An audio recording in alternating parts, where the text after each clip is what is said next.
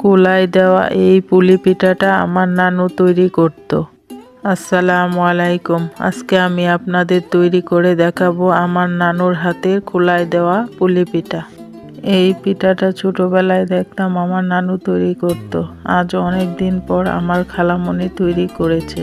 এই পিঠাটা তৈরি করতে অনেকটা ঝামেলা, তাই আর বানানো হয় না।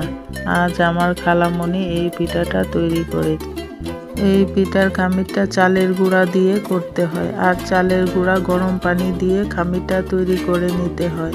আর খামিরটা তৈরি হওয়ার পরে বড় বড় রুটি বানাতে হয়। আর এই রুটি বানানোর পরে এই হালুয়াটা দিয়ে তারপর এভাবে বলে নিতে হয় পুলি পিঠার মতো বলে নিয়ে সাইডগুলা ভালোভাবে মুড়িয়ে দিতে হয়। আর মুড়িয়ে দিলেই তৈরি হয়ে যাবে মজাদার এই পিঠাটা। আর এই পিঠাটা তৈরি হওয়ার পর মাটির চুলায় তাওয়ার মধ্যে আস্তে আস্তে উল্টা পাল্টা করে সেঁকে নিলেই তৈরি হয়ে যাবে মজাদার খোলা দেওয়া পুলি পিঠা।